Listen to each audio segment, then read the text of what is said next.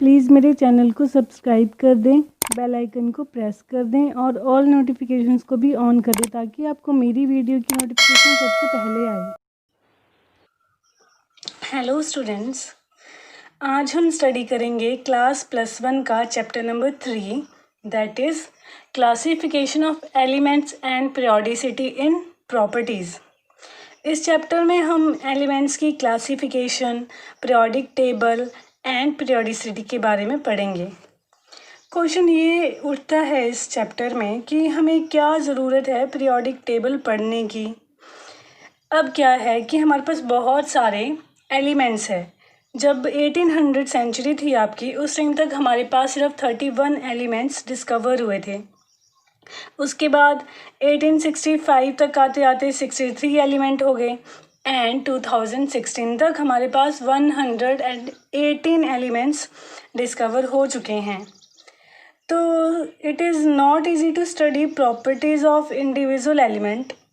सो periodic table जो है हमें एक इजी वे प्रोवाइड करता है केमिस्ट्री को स्टडी करने के लिए। ठीक है, तो आइए शुरू करते हैं historical development of periodic table से। हमारे पास फर्स्ट अरेंजमेंट आता है डॉबे-नायर ट्राइड्स। डॉबे-नायर ने क्या किया, ट्राइड्स बनाए। ट्राइड्स मतलब 3 एलिमेंट्स को एक एक ग्रुप दे दिया। लाइक फर्स्ट आपका ग्रुप है लिथियम, सोडियम, पोटाशियम का। तो उन्होंने एलिमेंट को इस तरीके से अरेंज किया था कि जो आपका फर्स्ट एलिमेंट होगा, ठीक है, ये जो आपका फर्स्ट एलिमेंट होगा और जो आपका लास्ट एलिमेंट है, थर्ड एलिमेंट, ठीक है, इन दोनों का जो एवरेज निकलेगा वो इक्वल होगा आपके मिडल वाले एलिमेंट के। ठीक है, इतना क्लियर हुआ। तो अब लिथियम का जो एटॉमिक वेट होता है वो होता है 7, पोटाशियम का एटॉमिक वेट होता है 39। अब देखो 7 + 39/2 इसका एवरेज निकाल लें, ये आएगा 46/2 एंड जब इनको कट करेंगे तो आपके पास आ जाएगा 23, जो कि किसके इक्वल है, आपके मिडल वाली एलिमेंट के। तो क्लियर हुआ कि कैसे ट्राइड दिए थे डॉबे-नायर ने, इस तरीके से कि आपका जो फर्स्ट एलिमेंट है, थर्ड एलिमेंट है, उन दोनों का जो एवरेज निकलेगा वो इक्वल होगा मिडल वाली एलिमेंट के। तो उन्होंने इस तरीके से ट्राइड्स दिए थे। ठीक है, एक और एग्जांपल से समझते हैं। अब यहाँ देखें, एक तो हो गया आपका लिथियम, सोडियम एंड पोटाशियम का, वो मैंने आपको समझा दिया। अब देखो थर्ड ट्राइड क्या है, क्लोरीन, ब्रोमीन, आयोडीन। क्लोरीन का एटॉमिक वेट 35.5, आयोडीन का 127। इन दोनों का एवरेज निकालोगे तो क्या आ जाएगा, 81.25। ठीक है, तो ये नियरली इक्वल है 80 के, ब्रोमीन के। ठीक है, फर्स्ट एंड लास्ट एलिमेंट का जो एवरेज निकल रहा है वो किसके इक्वल है, मिडिल वाली एलिमेंट के, कैल्शियम, स्ट्रोंशियम, बेरियम। ठीक है, कैल्शियम का 40 है, बेरियम का 137 है, एवरेज निकालोगे तो 88.5 which is nearly equal to 87.5। ठीक है, तो क्या बोलने का मतलब है कि ये एक ऐसा अरेंजमेंट है कि जिसमें atomic weights are nearly the same. जब ट्राइड बनाओगे, जैसे आयरन, कोबाल्ट, निकल का है, तो उनका जो एटॉमिक वेट आ रहा है वो नियरली इक्वल है।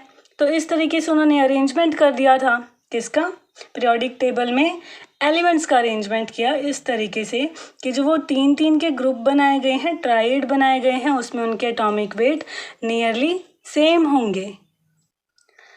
तो इसका एक बहुत ही मेजर ड्रॉबैक था, वो क्या था कि ये जो कंसेप्ट है ट्राइड वाला, ये सिर्फ कुछ ही नंबर ऑफ एलिमेंट्स के लिए वैलिड था। ठीक है, ये आगे ज़्यादा एलिमेंट्स के लिए वैलिड नहीं हो पाया। ठीक है, तो ये क्या हो गया था, ये वाला जो आपका ट्राइड वाला अरेंजमेंट था ये डिसमिस्ड हो गया था। तो जो नया आपके पास अरेंजमेंट आया था वो था न्यूलैंड्स लॉ ऑफ ऑक्टेव। आइए उसे पढ़ते हैं। Newlands law of Octave. Octave का क्या मतलब है, 8। ठीक है, आपने पढ़ा होगा ऑक्टेट रूल, डुप्लेट रूल पढ़ा होगा आपने 9th क्लास में। तो ऑक्टेट से आप, ऑक्ट मतलब क्या होता है, 8। ठीक है, तो अब देखना आगे कैसे ये लॉ फॉलो करते हैं। The properties of every 8th element were similar to those of first. जो आपका 8th एलिमेंट आएगा, ठीक है, उसकी प्रॉपर्टी फर्स्ट से मिलती जुलती होगी, ठीक है, नियरली सेम ही होगी। जैसे यहाँ पे है आपका lithium, beryllium, boron, carbon, nitrogen, oxygen, fluorine, फिर क्या है सोडियम। अब उन्होंने क्या कर दिया, सोडियम ला दिया यहाँ पे 8th नंबर पे, ठीक है। अदरवाइज क्या होता है फ्लोरीन के बाद, नियॉन होता है, ठीक है, लेकिन यहाँ पे क्या सोडियम बता दिया, ठीक है। क्या कहा न्यूलैंड ने, जो आपका फर्स्ट एलिमेंट है उसकी प्रॉपर्टी सिमिलर होगी 8th एलिमेंट के, फिर 8th एलिमेंट के बाद 15th वाले एलिमेंट की प्रॉपर्टी सेम होगी। मीन्स लिथियम, सोडियम और पोटाशियम की जो प्रॉपर्टीज़ है वो क्या होगी, सेम होगी। ये समझ में आया। लाइक बेरिलियम, मैग्नीशियम और कैल्शियम की प्रॉपर्टी सेम होगी। और अगर आप देख मतलब आप सोचो ज़रा, ठीक है, जो आपका डॉबेने ने ट्राइड दिया था वो भी क्या था, लिथियम, सोडियम एंड पोटाशियम के लिए था, ठीक है। कुछ हद तक ये डॉबेने ट्राइड को भी फॉलो कर रहा है, ठीक है, अगर आप न्यूलैंड के अकॉर्डिंग भी चलें। लेकिन इसमें भी क्या था, इसमें भी कुछ एक्सेप्शंस थी, ठीक है। एक्सेप्शन क्या मतलब कि इसमें भी ये जो लॉ है आगे तक की ज़्यादा फॉलो नहीं हो पाया, ठीक है, वैलिडिटी नहीं रही इस लॉ की। इसमें क्या क्या ड्रॉबैक थे वो पढ़ते हैं। Drawbacks of Newlands law of Octave, only valid for lighter element, ये जस्ट लाइटर एलिमेंट के लिए ही वैलिड था। अगर आप देखें तो कैल्शियम के आगे कोई भी इसने अरेंजमेंट नहीं दिया था, ठीक है, कैल्शियम के आगे अरेंजमेंट नहीं दे पाया। कैल्शियम तक तो आपके जितने एलिमेंट होते हैं वो कुछ हद तक लाइटर ही होते हैं। Not involve noble gases, noble gases का इसने कुछ बताया नहीं कि कहाँ पे उन्हें हम रखेंगे, ठीक है, कोई भी स्पेस नहीं दिया उसने गैसेस के लिए। Not valid for heavier element, heavier element के लिए वैलिड नहीं था। Not explain cause of periodicity, periodicity का कॉज भी इसने एक्सप्लेन नहीं किया था। तो इसके बाद हमारे पास कौन आया, लोथर-मेयर अरेंजमेंट। चलो उसे पढ़ेंगे अब। लोथर-मेयर अरेंजमेंट क्या है, फिजिकल प्रॉपर्टीज और periodic function of their atomic masses. अब इसने फिजिकल प्रॉपर्टीज़ की बात की है, यहाँ पे ध्यान देना, इसने केमिकल प्रॉपर्टीज़ नहीं लिए, फिजिकल प्रॉपर्टीज़ की बात कर रहा है कि वो क्या है, पीरियोडिक फंक्शन होते हैं उनके एटॉमिक मासेस के, एलिमेंट के एटॉमिक मासेस के पीरियोडिक फंक्शन है उनकी फिजिकल प्रॉपर्टीज़। तो अब देखिए यहाँ पे हमने इनका एटॉमिक वॉल्यूम ले रखा है, वाई एक्सिस पे, एक्स एक्सिस पे आपका एटॉमिक वेट है, ठीक है। तो इस तरीके से उसने क्या दिए थे, कर्व दिए थे हमें, ठीक है, ये देखो। अब ये ग्रीन डॉट है, यहाँ पे ग्रीन डॉट देखना, ठीक है, ये क्या है आपके हैलोजन। जहाँ पे भी ये ग्रीन डॉट प्लॉट हो रहे थे, ये देखो बीच में प्लॉट हो रहे हैं, ये हमेशा लाइन के कर्व के बीच में है ग्रीन कलर के डॉट, तो ये क्या है, ये हैलोजन थे। अब ब्लू कलर के डॉट देखना, ये पीक पे ही आ रहे हैं, तो ये एल्कली मेटल्स थी, और जो बिल्कुल बिलो आ रहे हैं, लो पे आ रहे थे, वो ट्रांजिशन एलिमेंट्स थी। तो जो उसने स्टडी किया था लोथर-मेयर ने, उसको अपनी स्टडी से क्या पता चल रहा था कि जो एटॉमिक वेट है according to increasing atomic masses, ठीक है, atomic to increasing atomic masses मतलब वेट्स, ठीक है, क्या होगा कि आपके जो पीक पे एलिमेंट आ रहे हैं वो कौन से होंगे, एल्कली मेटल्स ही आ रही थी, जो बीच में आ रहे थे वो हैलोजेंस थे, और जो बिल्कुल ही बिलो आ रहे थे वो ट्रांजिशन एलिमेंट्स थे। तो एक बहुत अच्छा तरीका भी था एलिमेंट्स को प्लॉट करने का, ठीक है। लेकिन क्या है कि ये रिमेंबर रखना इतना इजी नहीं है कि आप कितने से एलिमेंट को कहाँ रखोगे, ठीक है, आपको नहीं पता चलेगा, ठीक है, आप कंफ्यूज होगे। तो इसके बाद हमारे पास और अरेंजमेंट आया, वो कौन सा था, मेंडलीव्स पीरियोडिक लॉ था, ठीक है, तो उसे पढ़ते हैं। नेक्स्ट है आपका मेंडलीव्स पीरियोडिक लॉ। इसने क्या कहा, फिजिकल एंड केमिकल प्रॉपर्टीज और periodic function of their atomic masses. Newland ने लोथर-मेयर ने क्या कहा था, फिजिकल प्रॉपर्टीज और periodic function of their atomic masses. Mendeleev ने क्या क्या कहा, physical and chemical properties are periodic function of their atomic masses. अब इसने क्या कर लिया, दोनों को इंक्लूड कर लेके जो फिजिकल और केमिकल प्रॉपर्टीज़ हैं वो उनके एलिमेंट्स के एटॉमिक मासेस के पीरियोडिक फंक्शन होंगी, ठीक है। और उसने क्या इंट्रोड्यूस की थी नई चीज़, 7 रोज इंट्रोड्यूस कर दी थी, 9 ग्रुप्स इंट्रोड्यूस कर दिए थे, ठीक है। इस तरीके से उसने अरेंजमेंट दे दिया था। ये देखो, जो रोज़ होते हैं उन्हें हम पीरियड्स बोलते हैं, ग्रुप्स होते हैं उनको हम कॉलम बोलते हैं। पहले तो वैसे मेंडलीव ने 8 ही कॉलम दिए थे, बट बाद में उसने 9th कॉलम भी दे दिया था गैसेस के लिए। अब ये एक ऐसा इंसान था मेंडलीव, जिसने उस टाइम पे इतनी रिसर्च की, ठीक है, पीरियोडिक टेबल पे, ठीक है, उनके मासेस के अकॉर्डिंग उसने क्या कहा कि फिज़िकल प्रॉपर्टी, केमिकल प्रॉपर्टीज़ उनकी पीरियोडिक फंक्शन होती है, ठीक है, उनके एटॉमिक मासेस के 7 रोज़ भी दे दी, 9 कॉलम भी दे दिए, और साथ में उसने क्या किया था कि स्पेस भी दिया था।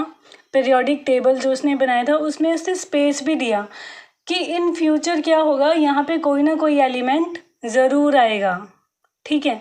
उसने प्रिडिक्शन की थी, उसने स्पेस भी दिया कि इस वाले कॉलम में जो है, इस वाली रो में अगले आने वाले टाइम पे कोई ना कोई एलिमेंट इसकी जगह ज़रूर लेगा। तो उसने पहले से ही वहाँ पे स्पेस छोड़ दिया था। वो इतना ज़्यादा मतलब रिसर्चर था, इतना अच्छा रिसर्चर था कि उसने पहले ही प्रिडिक्शन कर दी थी, ठीक है। उसने सिस्टमेटिक स्टडी दी एलिमेंट्स की, ठीक है, एक सिस्टम बनाया उसने, ठीक है, जैसे 7 रोज़ दी थी, 9 कॉलम दी थी, तो उसने एक सिस्टम दे दिया था हमें एलिमेंट्स को स्टडी करने का। प्रेडिक्शन ऑफ न्यू एलिमेंट्स उसने कर दी थी, जो मैंने आपको बताया कि पहले ही उसने प्रेडिक्ट कर दिया था, जहाँ उसने स्पेस खाली छोड़ा था कि यहाँ पे आने वाले टाइम पे कोई ना कोई एलिमेंट ज़रूर आएगा, ठीक है। करेक्शन ऑफ एटॉमिक वेट किए उसने, जहाँ पे उसे लगता था, उसे डाउट था कि इस वाले एलिमेंट का जो एटॉमिक वेट है वो गलत है, ठीक है, ऐसा नहीं होगा वहाँ पे, तो फिर उसने उसे भी करेक्ट किया था। लेकिन इसी के साथ उसकी कुछ डीमेरिट्स भी थी, ठीक है। लेकिन देखो साइंटिस्ट कैसा था मेंडलीव, इतना कुछ उसने पहले ही बता दिया। इसने ही हमें एक सिस्टम दिया था पीरियोडिक टेबल का कि इस तरीके से पीरियोडिक टेबल को पढ़ा जाएगा, इस तरीके से पीरियोडिक टेबल बनेगा, ठीक है। बहुत ही सक्सेसफुल एक साइंटिस्ट था, लेकिन रिसर्चर था, लेकिन उसी के साथ इसकी कुछ डीमेरिट्स भी थी। तो उन डीमेरिट्स को पढ़ लेते हैं। डीमेरिट्स क्या है? एनोमलस पोजीशन ऑफ हाइड्रोजन, ठीक है। वो ये नहीं, उसने हाइड्रोजन के लिए कोई स्पेस नहीं दिया था, ठीक है, उसे नहीं पता था कि अब हाइड्रोजन को कहाँ रखा जाए, तो कोई उसने एनोमलस पोजीशन नहीं बताई थी हाइड्रोजन की। Position of isotopes were not given, ठीक है, आइसोटोप्स की पोजीशन उसने नहीं बताई थी अपने पीरियोडिक टेबल में जो उसने दिया था। Position of lanthanide and actinide are not explained, उसने लैंथेनाइड एंड एक्टिनाइड को भी एक्सप्लेन नहीं किया था, उनकी पोजीशन को भी एक्सप्लेन उसने नहीं किया था। और साथ ही जो सबसे ज़रूरी एक बात थी कि पीरियोडिसिटी का कॉज क्या है, वो भी वो एक्सप्लेन नहीं कर पाया था। लेकिन उसके बावजूद भी हम मेंडलीव को क्या बोलते हैं? फादर ऑफ पीरियोडिक टेबल, क्योंकि यही एक पहला एक ऐसा इंसान था जिसने कैसा अरेंजमेंट दिया था हमें एलिमेंट्स का। उसने हमें पीरियोडिक टेबल बता दिया था कि पीरियोडिक टेबल ऐसा होगा, पीरियोडिक टेबल में हम एलिमेंट्स को किस तरीके से अरेंज करेंगे। रोज़ उसने बता दी, कॉलम उसने बता दिए, ठीक है, एटॉमिक वेट को उसने करेक्ट किया था। साथ ही उसने न्यू एलिमेंट्स की प्रेडिक्शन भी पहले ही कर दी थी। पीरियोडिक टेबल में उसने स्पेस छोड़ दिया था उनके लिए। तो वो बहुत ही एक ग्रेट रिसर्चर था जिसने कि पीरियोडिक टेबल को इंट्रोड्यूस किया था, ठीक है, इसीलिए हम इसे फादर ऑफ पीरियोडिक टेबल भी कहते हैं। अब जो मेंडलीव के डीमेरिट्स थी उनको भी ओवरकम करना था। तो 1912 में हेनरी मॉजले ने एक नया लॉ दिया था जिसका कहना था कि physical and chemical properties periodic function होती हैं उनके एटॉमिक नंबर के, ना कि एटॉमिक वेट के, ठीक है। Physical and chemical properties are periodic function of atomic number, ठीक है। तो क्या था कि सिर्फ इतना सा चेंज था मेंडलीव और मोज़ले के अरेंजमेंट में। मोज़ले ने मेंडलीव का पीरियोडिक टेबल लिया और एलिमेंट को लेकर उसने क्या किया, रिसर्च की। उसने हर एक एलिमेंट को एक्सरे के अंदर एग्ज़ामिन किया और उनके इंक्रीजिंग एटॉमिक नंबर के अकॉर्डिंग एलिमेंट्स को मेंडलीव के पीरियोडिक टेबल में अरेंज कर दिया, ठीक है। यहाँ पे देखना क्या है, root v is equal to a into Z minus b, ठीक है। तो यहाँ पे रूट वी क्या है, एटॉमिक वॉल्यूम है, ए यहाँ पे प्रोपोर्शनलिटी कांस्टेंट है, जेड के एटॉमिक नंबर है और बी के कांस्टेंट फॉर ऑल लाइंस। जो एक्सरे में उसने अपना एक्सपेरिमेंट किया था, ठीक है, एक्सरेज के अंदर, ठीक है, तो वहाँ पे जो उनकी लाइंस आ रही थी उसको उसने किससे डिनोट कर दिया, बी से। ए प्रोपोर्शनलिटी कांस्टेंट है, ठीक है, जो उसके वॉल्यूम है ना, एटॉमिक वॉल्यूम है एलिमेंट की, वो किसके प्रोपोर्शनल आ रही थी, एटॉमिक नंबर के। तो उसने क्या कर दिया, पीरियोडिक टेबल में एटॉमिक नंबर दे दिए हर एक एलिमेंट को, ठीक है। और लिया किसका पीरियोडिक टेबल था, मेंडलीव का ही लिया था, इसीलिए हम मेंडलीव को ही फादर ऑफ पीरियोडिक टेबल कहते हैं, ठीक है। क्योंकि जो पीरियोडिक टेबल सबसे पहले इंट्रोड्यूस किया था वो किसने किया था, मेंडलीव ने किया था। उसी को आगे जाके क्या किया गया है, मॉडिफाई किया गया है, ठीक है। अब जो नया आपका जो पीरियोडिक टेबल है, मॉडर्न पीरियोडिक टेबल, वहाँ पे पीरियोडिसिटी को एक्सप्लेन किया गया है। अब पीरियोडिसिटी को कैसे एक्सप्लेन किया है, क्या होती है, cause of periodicity regular interval के बाद सिमिलर आउटर इलेक्ट्रॉनिक कन्फिग्रेशन का रिपीट होना, ठीक है। हर एक इंटरवल के बाद एक रेगुलर इंटरवल आएगा, उसके बाद क्या होगा, जो एक सिमिलर आउटर इलेक्ट्रॉनिक कन्फिग्रेशन होती है वो रिपीट होती जाती है। तो यही कॉज होता है किसका, कॉज ऑफ पीरियोडिसिटी का, ठीक है। अब जो आपका पीरियोडिक टेबल है ज़रा ध्यान से देखिए, यहाँ पे आपके पास होते हैं 7 पीरियड्स, ठीक है। जो आपका फर्स्ट पीरियड होता है मीन्स कि आपकी फर्स्ट रो होती है, और जो आपकी रोज़ होती हैं ना वो आपकी वर्टिकल लाइन में होती है, ठीक है। इस तरीके से होती हैं आपकी जो रोज़ होती हैं ऐसे नीचे को, ठीक है, वर्टिकल लाइन में। और हॉरिजॉन्टल में क्या होती हैं, कॉलम्स होते हैं, ठीक है। तो फर्स्ट पीरियड में आपके पास कितने एलिमेंट हैं, 2। सेकंड पीरियड में 8 होते हैं, थर्ड पीरियड में भी 8 होते हैं, फोर्थ में 18 होते हैं, फिफ्थ में 18 होते हैं, सिक्स्थ में 32 होते हैं और सेवन्थ में भी 32 होते हैं। तो ये आपको याद रख लेना है, कैसे, 2 8 8 18 18 32 32, ठीक है, याद रह जाएगा। फर्स्ट में 2, सेकंड में 8, थर्ड में 8, फोर्थ में 18, फिफ्थ में 18, सिक्स्थ में 32 एंड सेवन्थ में 32 एलिमेंट्स होंगे। पिछले चैप्टर में हमने क्वांटम नंबर्स पढ़े थे, तो उसमें हमें क्या पता चला था कि हमारे पास पीरियोडिक टेबल में कितने ब्लॉक्स होते हैं, 4 ब्लॉक्स होते हैं। एस ब्लॉक होता है, पी ब्लॉक होता है, डी ब्लॉक होता है, तो एफ ब्लॉक होता है। एस ब्लॉक में कितने ऑर्बिटल होते हैं, सिर्फ 1 ऑर्बिटल होता है, ठीक है। और एक ऑर्बिटल के अंदर आपके पास कितने इलेक्ट्रॉन आते हैं, 2, ठीक है। तो अब यहाँ से ध्यान रखना है आपको कि जो आपका एस ऑर्बिटल है उसमें जितने इलेक्ट्रॉन आ सकते हैं, ठीक है, एस और जो आपका एस ब्लॉक का ऑर्बिटल होता है वो कितने इलेक्ट्रॉन को अकोमोडेट कर पाता है, 2 इलेक्ट्रॉन को। और जितने इलेक्ट्रॉन को वो अकोमोडेट कर पाता है उतने ही उसके पास कितने क्या होते हैं, ग्रुप्स होते हैं, 2 ग्रुप्स होंगे उसके पास, ठीक है। ग्रुप मैंने कैसे बताए, हॉरिजॉन्टल लाइन में, ठीक है, इस तरीके से होते हैं आपके ग्रुप्स, इस साइड को वेरी करेंगे, ठीक है। और जो आपके पीरियड होते हैं वो नीचे की तरफ वेरी करते हैं, ठीक है, ये ध्यान रखना है। तो एस ब्लॉक के पास 2 ग्रुप है, वो कौन कौन सा होगा, फर्स्ट एंड सेकंड ग्रुप होगा। पी ऑर्बिटल के पास 6 इलेक्ट्रॉन होते हैं 3 ऑर्बिटल होंगे, एक एक ऑर्बिटल में 2 इलेक्ट्रॉन, ठीक है, अपोजिट स्पिन के साथ। तो आपका जो पी ऑर्बिटल है उसमें 6 इलेक्ट्रॉन होंगे, तो मतलब उसमें ग्रुप कितने होंगे, 6 ग्रुप होंगे। कहाँ से लेके 13 से लेके 18 तक, 13 14 15 16 17 एंड 18। डी ब्लॉक के पास 10 इलेक्ट्रॉन्स होते हैं, ठीक है, 5 ऑर्बिटल में इलेक्ट्रॉन को फिल करोगे तो 10 इलेक्ट्रॉन्स आ जाएंगे। तो आपके पास डी ब्लॉक के कितने ग्रुप्स हुए, 10, 3 से लेके 12 तक। एफ के पास 14 इलेक्ट्रॉन है, 7 ऑर्बिटल होते हैं, 7 में इलेक्ट्रॉन को फिल करेंगे तो 14 इलेक्ट्रॉन आएंगे और 14 ही उसके पास ग्रुप होंगे। लेकिन जो आपका ये 14 ग्रुप होता है ना, ये जो है आपका थर्ड ग्रुप में आता है, ठीक है, इंट्रोड्यूस ही थर्ड ग्रुप में होता है, लेकिन इनको अलग रखा गया है, ठीक है। जो आपके 14 ग्रुप्स हैं ना एफ ब्लॉक में, उनको अलग ही रखा गया है, सेपरेट रखा गया है, बट आते वो थर्ड ग्रुप में ही हैं, ठीक है, ये बात आपने ध्यान रखनी है। अभी मैं आपको पीरियोडिक टेबल बताऊंगी, उसे ध्यान से समझना। ये है आपका पीरियोडिक टेबल, देखते हैं इनको कैसे स्टडी करते हैं हम। हमारे पास पीरियोडिक टेबल में 7 पीरियड होते हैं, ठीक है, first, second, third, fourth, fifth, sixth and seventh. अब मैंने क्या कहा था, जो आपका फर्स्ट रो होता है, फर्स्ट जो आपका पीरियड होता है, वहाँ पे आपके पास सिर्फ 2 ही एलिमेंट होते हैं, देखो, hydrogen and helium.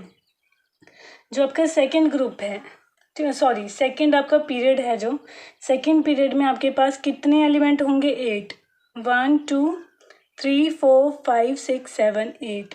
Third period में भी आपके पास क्या होते हैं, 8 ही एलिमेंट होते हैं, first, second, third, fourth, fifth, six, seventh, 8, ठीक है, 8 एलिमेंट है यहाँ पे। फोर्थ पीरियड में कितने होते हैं, 18, 1 2 3 4 5 6 7 8 9 10 11 12 13 14 15 16 17 18। वैसे ही आपके पास 18 फिफ्थ पीरियड में 18 एलिमेंट होंगे। सिक्स्थ जो आपका पीरियड होगा, वहाँ पे आपके पास 32 एलिमेंट्स होते हैं। और ये 32 एलिमेंट कैसे होंगे आपके पास सिक्स्थ पीरियड में, देखें, 1 2 3। अब 57 के बाद आप यहाँ आओगे लेंथेनाइड्स पे, ठीक है, फिर यहाँ से काउंट करोगे 4 5 6 7 8 9 10 11 12 13 14 15 16 17।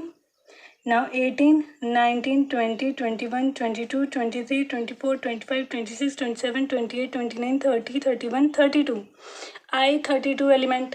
वैसे ही सेवन्थ पीरियड में भी होता है, 1 2 3 देन 4, ठीक है, एक्टिनाइड में चले जाएंगे अब, 4 5 6 7 8 9 एंड सो ऑन। फिर यहाँ से आप काउंट करोगे फिर से, ठीक है।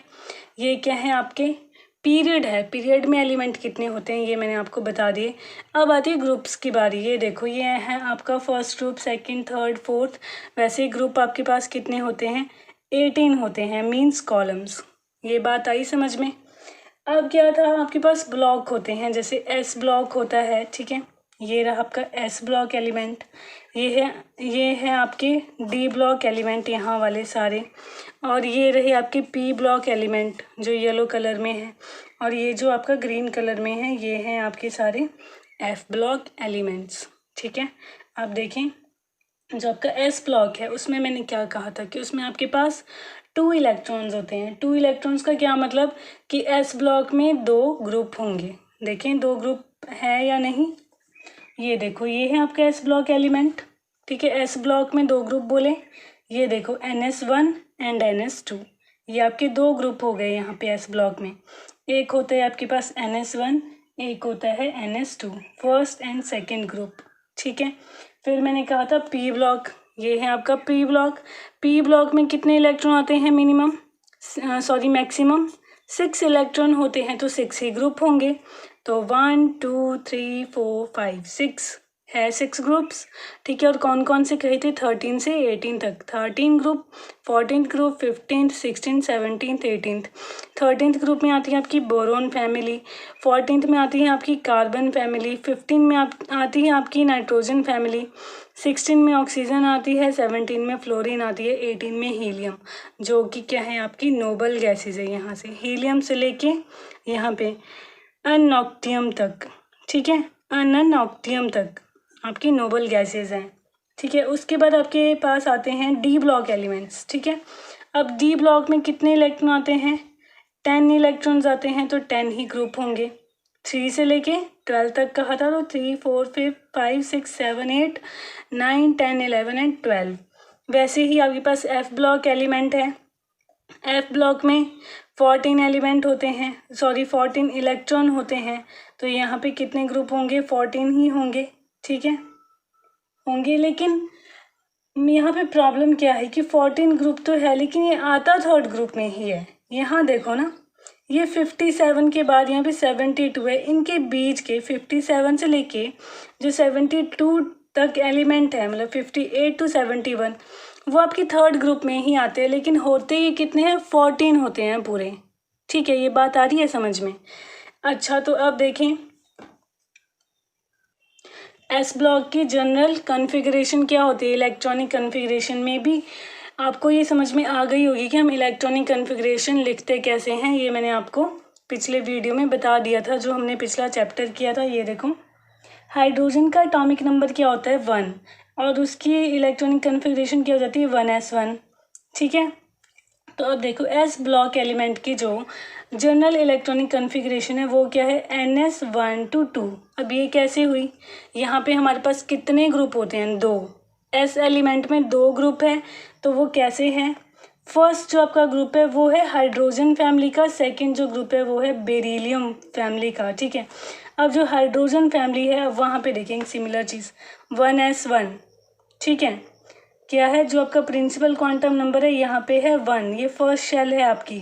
ठीक है। ये सेकंड शेल है, ये थर्ड शेल है, ये फोर्थ शेल है। लेकिन कौन से ऑर्बिटल रहे हैं, एस वाले। ठीक है, एस वाले। लेकिन इलेक्ट्रॉन इसमें लास्ट शेल में कितना जाता है, एक ही जाता है। ठीक है। और जो जिसमें आपका लास्ट इलेक्ट्रॉन फिल हुआ ना, जिस शेल में, जिस भी ऑर्बिटल में आपका लास्ट इलेक्ट्रॉन फिल होता है वही क्या होता है, आपका ब्लॉक होता है उस एलिमेंट का। वो उस फैमिली का एलिमेंट होता है जिस ऑर्बिटल में उसका लास्ट इलेक्ट्रॉन फिल हुआ होता है। सपोज करो, चलो आगे बताऊंगी, यहाँ पे देख लो आप 1s1 2s1। ठीक है। लिथियम की इलेक्ट्रॉनिक कन्फिग्रेशन क्या होगी, लिथियम की, यहाँ देखना 1s2 2s1 3 है, यहाँ पे इसका एटॉमिक नंबर है, तो 1s2 2s1 ही होगी। इसमें क्या होगा, प्रिंसिपल क्वांटम नंबर तो 2 होगा, जो इसकी शेल होगी, प्रिंसिपल शेल होगी जो इसकी, वो होगी 2। लेकिन जो इलेक्ट्रॉन आएगा, लास्ट इलेक्ट्रॉन जो फिल हो रहा है वो आपका एस ऑर्बिटल में फिल हो रहा है। ठीक है। और इलेक्ट्रॉन कन्फिग्रेशन क्या आ रही है, 2s1। ठीक है। एस में आपकी जो एस ऑर्बिटल है उसमें इलेक्ट्रॉन कितना है, 1। यहाँ पे भी कितना है, सोडियम में 1, पोटाशियम में कितना है, 1, रुबीडियम में 1 है, सीजियम में 1 है और फ्रांसियम में भी 1 है। तो ये आपकी कौन सी फैमिली के एलिमेंट हैं, हाइड्रोजन फैमिली के। वैसे यहाँ बेरिलियम है, देखो 2s1 2s2 सॉरी। अब यहाँ पे 2 ही आएगा, जो लास्ट इलेक्ट्रॉन है वो एस ऑर्बिटल में जा रहा है, तो ये एस ब्लॉक एलिमेंट है। ठीक है। तो यहाँ पे देखिए 3s2 बेरिलियम का 1s2 2s2 2 and 2 4, तो एटॉमिक नंबर कितना है, 4। ये समझ में रहा, 2s2। अब यहाँ देखो 3s2 4s2 5s2 है, 6s2 है, 7s2। इलेक्ट्रॉनिक कन्फिग्रेशन सिमिलर है। ठीक है। यही तो कॉज था पीरियोडिसिटी का, कि एक इंटरवल के बाद क्या होता है, आपकी सिमिलर इलेक्ट्रॉनिक कन्फिग्रेशन रिपीट होती है, हो रही है। यहाँ पे 2s2, यहाँ पे भी क्या रहा है 3s2, जस्ट प्रिंसिपल शेल आपकी चेंज हो रही है, ऑर्बिटल वही रह रहा है। ठीक है। जो लास्ट इलेक्ट्रॉन है सेम फिल हो रहे हैं, यहाँ पे भी 2 हो रहे हैं, यहाँ पे भी 2। लेकिन जब आप फर्स्ट ब्लॉक की बात कर रहे थे, ठीक है, तो वहाँ पे एक ही इलेक्ट्रॉन फिल हो रहा था। अब देखें अगर हम पी ब्लॉक में चलें तो पी ब्लॉक की जो जनरल कन्फिग्रेशन है वो क्या है, NP1 to 6। ठीक है। एन क्या होता है, प्रिंसिपल क्वांटम नंबर होता है, पी आपका ब्लॉक होता है, या फिर इसे हम ऑर्बिटल भी कहेंगे। तो यहाँ पे देखें हीलियम का देख ले सबसे पहले, वो किस में आता है, 18th ग्रुप में आता है आपका। ठीक है। लेकिन देखो यहाँ पे NS2NP6 मतलब कि 1s2। ठीक है। तो 1s2 2s2। ठीक है। इस तरीके से ये आएगा। लेकिन हीलियम का जो आपका एटॉमिक नंबर होता है वो कितना होता है, 2 होता है, तो ये क्या आ जाएगा, 1s2 आ जाएगा। ठीक है। क्या आएगा, ये 1s2। अब यहाँ पे देखें, ये क्या है, ये फुल्ली फिल्ड है आपकी शेल। यहाँ पे 2 इलेक्ट्रॉन पूरे फिल हो रहे हैं, मतलब कि यहाँ पे आपका डुप्लेट रूल फॉलो हो रहा है। यहाँ पे भी पूरे शेल आपकी फिल है। ठीक है। 8 इलेक्ट्रॉन पूरे फिल है, 6 और 2 8। ठीक है। तो यहाँ पे क्या है, आपके पास फुली फिल्ड शेल है, और जहाँ पे फुली फिल्ड शेल होती है वो हमारे क्या होती है, नोबल गैसेज होती है। 13th ग्रुप को देखिए 2s2 2p1 NS2 NP1, last electron P की सब शेल में आ रहा है, तो ये क्या है, P ब्लॉक एलिमेंट है। बोरोन फैमिली देखो 3s2 3p1, gallium 4s2 4p1, indium 5s2 5p1। आ रहा है यहाँ पे P में सिर्फ आपके एक इलेक्ट्रॉन जा रहा है, जिस भी शेल में देख लो P में सिर्फ एक इलेक्ट्रॉन आ रहा है, तो ये आपकी बोरोन फैमिली है जो आपके 13 ग्रुप के एलिमेंट है। मतलब इसकी जो इलेक्ट्रॉनिक कन्फिग्रेशन है वो सिमिलर है। ठीक है। इनकी सिमिलर प्रॉपर्टीज़ होगी, इसलिए इनको इस तरीके से अरेंज किया है। वैसे ही आपका 14th ग्रुप है NS2 NP2 2s2 2p2। ठीक है। 3s2 3p2 4s2 4p2। समझ में आ रही है बात कि मैं क्या बताना चाह रही हूँ? ठीक है, बहुत इजी है ये, बस ध्यान लगा के आपने समझना है। आपको एक बार में समझ में नहीं आए तो आप रिपीट करके देख लें वीडियो। ठीक है, एक बार नहीं, दो बार नहीं, 3 बार रिपीट करके देख लें, आपको ये समझ में आ जाएगा। ठीक है, वैसे यहाँ पे देखिए NS2 NP3। ठीक है, तो 2s2 2p3 3s2 3p3 4s2 4p3। ये 15 ग्रुप के एलिमेंट है। 16 में NS2 NP4 है। 17 में NS2 NP5 है। और जो इनकी जनरल कन्फिग्रेशन क्या बनेगी फिर? NP1 से लेके 6 तक आपके इलेक्ट्रॉन भरे जाएंगे P ब्लॉक में। ठीक है, लेकिन बस इसमें कितने हैं? 6 इलेक्ट्रॉन होते हैं, तो 6 इलेक्ट्रॉन के हिसाब से 6 आपके पास ग्रुप होंगे। ठीक है, जिनकी अलग अलग प्रॉपर्टी होगी, लेकिन जो सेम फैमिली में आएंगे, लाइक बोरोन फैमिली में जो आपके क्या आ रहे हैं एलिमेंट आ रहे हैं, उनकी सिमिलर प्रॉपर्टी होगी। कार्बन वाले की सिमिलर ही होगी, नाइट्रोजन वाले की सिमिलर होगी, ऑक्सीजन से लेके अनन हेक्सियम तक आपके पास सिमिलर प्रॉपर्टीज़ होगी। ठीक है, ये बात आ रही है समझ? डी ब्लॉक में भी ऐसा ही है, देखो N-1 D 1 to 10 and NS 0 to 2। ठीक है, स्कैंडियम की क्या है? 3D1 4s2। ठीक है, अब देखो सेकेंड ट्रांजिशन एलिमेंट आ जाएगा आपके पास 4D1 5s2। ये देखो 3D1 का क्या मतलब है और 4s2। ठीक है, मतलब कि NS 0 to 2। यहाँ पे 2 है, देखो सारे में 2 2 आ रही है। जो आपकी लास्ट इलेक्ट्रॉन फिल हो रहा है यहाँ पे 2 2 है सारे में, देखो 2 2, और एक में 1 है, फिर यहाँ 2 2। ठीक है, ये जस्ट आपका एक्सेप्शनल केस होता है। ठीक है, समझ में आ रही, इसलिए यहाँ पे 0 to 2 दे दिया कि आपके पास सिर्फ यहाँ पे 2 ही इलेक्ट्रॉन होंगे s ऑर्बिटल में, और जो n है वो आपकी प्रिंसिपल शेल होती है, मतलब कि यहाँ पे आपकी प्रिंसिपल शेल 4 है। ठीक है, तो n-1 मतलब 4-1 3 आ जाएगा। ठीक है, तो 3D मतलब कि 3D 1 से लेके 10 तक। यहाँ पे 3D1 है, यहाँ पे 3D2 है, यहाँ पे 3D3 है, 3D5 और वैसे ही 3D10 तक, मतलब कि आपके पास D में 1 से लेके 10 तक इलेक्ट्रॉन होंगे। वैसे ही अब जो स्कैंडियम की फैमिली होगी वो कैसी? स्कैंडियम, ये ट्रिबियम और लैंथेनम, एक्टीनियम, ये सब क्या है आपके पास? एक ही फैमिली के एलिमेंट है। ये आपकी 4th ग्रुप है, ये आपकी 5th ग्रुप है, ये आपकी 6th ग्रुप है। ठीक है, ये समझ में आया कि कैसे हम देखते हैं एलिमेंट्स को, कैसे स्टडी करते हैं। वैसे ही आपके पास F ब्लॉक एलिमेंट होते हैं। यहाँ देखो 4F 1 to 14। F में 1 से लेके 14 तक इलेक्ट्रॉन होंगे। 4F1, यहाँ पर देखो 4F3 4F4। ठीक है, समझ में आ रही है बात? 4F5, यहाँ पे 4F14। अब देखो 5D 0 to 1, या तो 0 या तो 1 होगी। ठीक है, 0 to 1 1 ही रहेगी यहाँ पे। 5D1 5 to 0 हो सकती है, 5D 0 5D 0। देखो 5D1 आ गया, 0 है या 1 है, यही हो सकता है। 6s2 6s2 6s2। ठीक है, सारे में 6s2 है। ठीक है, यहाँ पे ये समझ में आए, इस तरीके से इलेक्ट्रॉन कन्फिग्रेशन लिखी जाती है।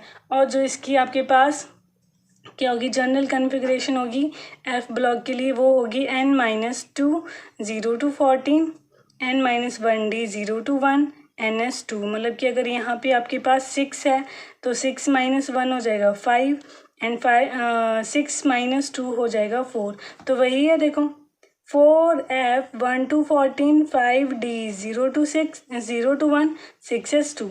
एक्टेनाइड में क्या होता है? 5F 0 to 14 होगा, 6D 0 to 1 होगा और 7S to 2 होगा। ठीक है, ये समझ में आया। ये था पीरियोडिक टेबल के बारे में, कुछ आपको इन्फॉर्मेशन थी कि इस तरीके से हम पीरियोडिक टेबल को स्टडी करते हैं। ठीक है, तो आपको ये अच्छे से समझना है। ठीक है, कहीं पे भी आपको प्रॉब्लम हो वीडियो से रिलेटेड या कंसेप्ट से रिलेटेड तो कमेंट सेक्शन में आप मुझे लिख के दे दें। मैं आपको नई वीडियो में वो आपके जो भी आपकी क्वेरीज होगी आपको एक्सप्लेन कर दूँगी। ठीक है, देन मिलते हैं नेक्स्ट वीडियो में। Thank you for watching.